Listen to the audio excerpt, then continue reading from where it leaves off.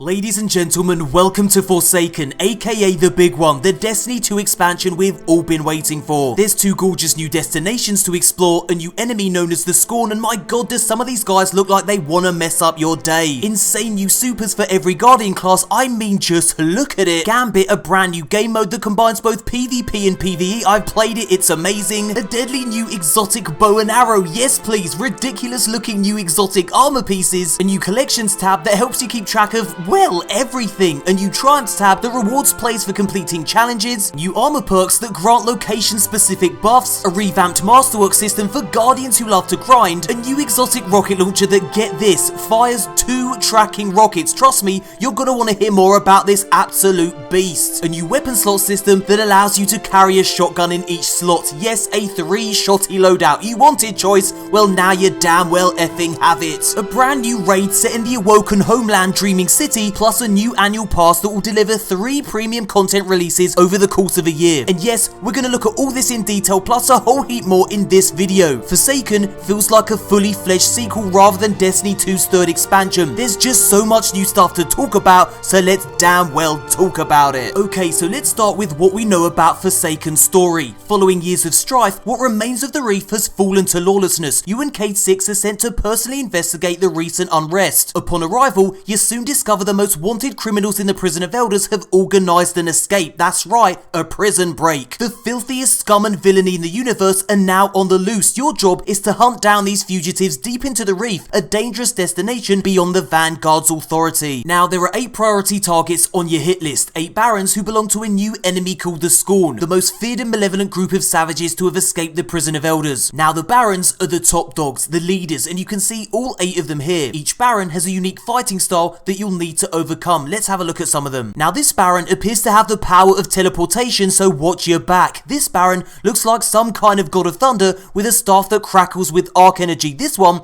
is a sniper expert, so prepare for a sniper duel. And then we have this monstrosity who specializes in bludgeoning people to death. You get the idea. 8 barons, each one unique, and you have to hunt them down one by one, cowboy style, in the Tangled Shore, a lawless frontier in the Reef. And here is that destination, a dangerous web of asteroids lashed together. Its isolated location, far from Vanguard and Awoken authorities, make it an ideal home for pirates and outlaws seeking maroon treasure. Next up, new supers. 9 additional supers to be precise, 3 for each class, and some of them look ruddy fantastic. Let's have a look at some examples. First up, a Solar Hunter super that sends out flaming blades in all directions. Here we see an Arc Hunter that can deflect enemy attacks back at the target with this crazy spinning Arc Staff maneuver, and the roaming Void Hunter super can take down multiple enemies with void blades. Next up, a Solar Titan with what can only be described as a massive effing hammer. You can slam this into the ground to send out a flaming shockwave that turns into a fire tornado. Good lord, no chill fam. The Arc Titan can deliver a Superman smash. Let's have a look at that again.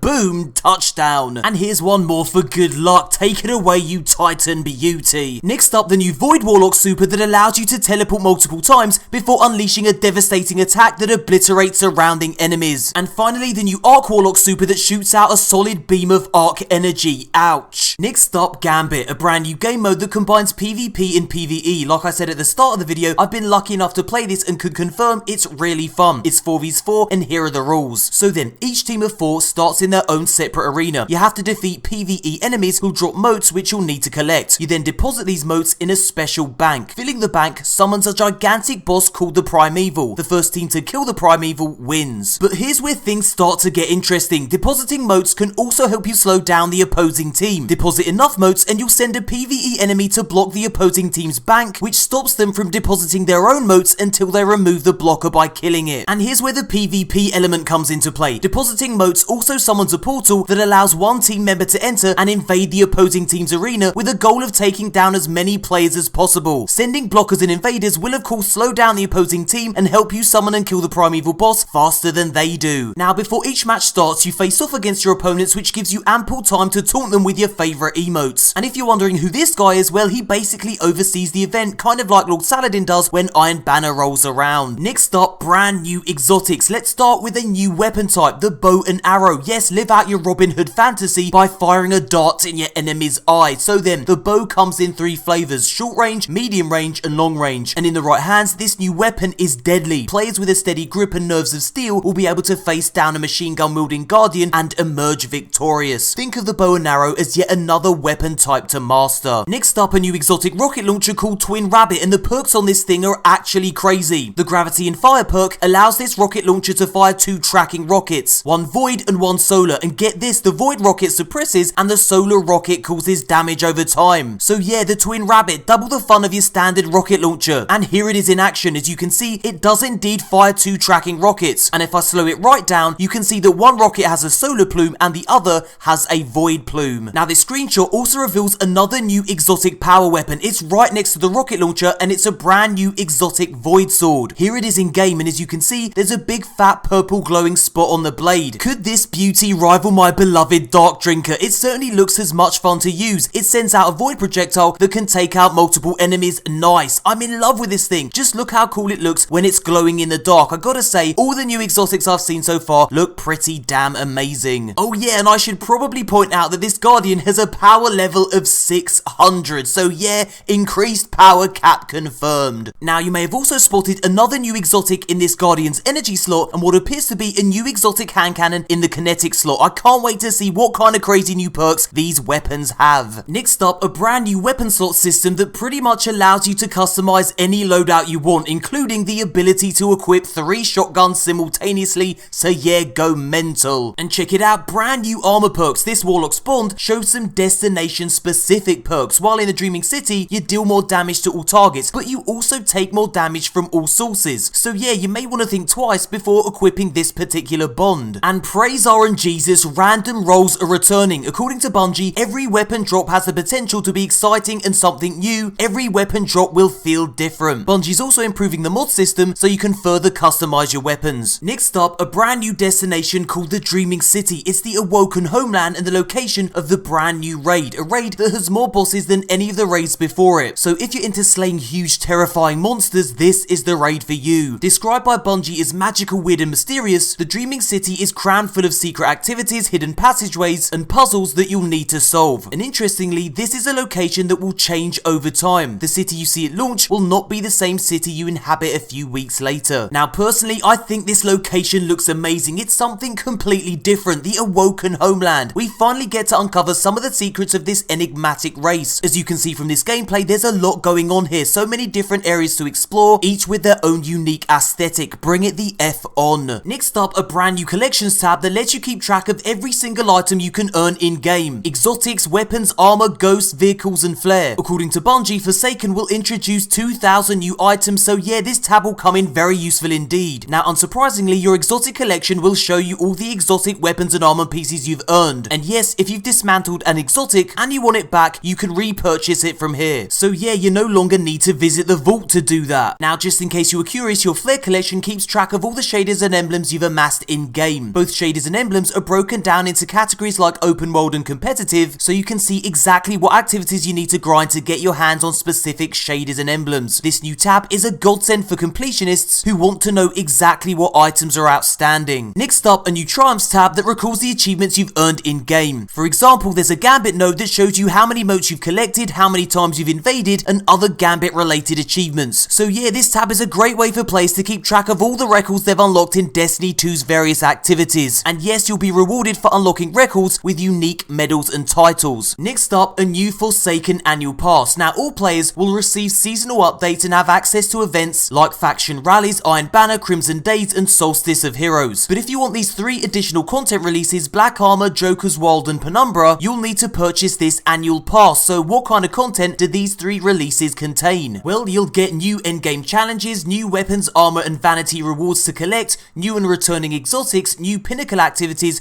new triumph records to collect, and new lore to discover. Okay then, so here's a price breakdown. For the standalone Forsaken expansion, you'll need to fork over $40. If you pre-order, you get Cade's exotic stash. Now for the Forsaken expansion plus the annual pass, you'll need to fork over $70. Again, if you pre-order, you get Cade's exotic stash. Now for the digital deluxe edition, you'll need to fork over $80. You get the Forsaken expansion, the annual pass, plus the Wraith Majestic legendary bow ornament, the Dirge Paladin emblem, and the Vestian ghost shell. And yes, again, if you pre-order this, you get Cade's exotic stash. And if you pre-order from GameStop, you also get this limited edition Forsaken poster. And that's not all. Check it out, Bungie also dropped a brand new development roadmap roadmap. So on July 17th, we get a brand new seasonal event, Solstice of Heroes, 6v6 quick play, a permanent rumble playlist, bounties, expansions 1 and 2 raid layer prestige, PC clan text chat, year 1 triumphs, and more exotic armor sandbox changes. And then in year 2, when the Forsaken expansion drops September 4th, we're also gonna get gear collections, in-game triumphs, weapon slot changes, weapon randomization, a mod system update, bulk shader deletion, thank god for that, a new Crucible mode, 4 new Crucible maps, 200 additional vault slots, that's 500 in total, in-game lore, new bounties, and power will matter in Iron Banner and Trials, and more. And here's a cheeky little Easter egg you may have missed from Bungie's Vidoc. It looks as though Petrovenge is returning in the Forsaken expansion. So yeah, wow, that's a hell of a lot of information to take in, and there's only one way to end this video, a goddamn montage.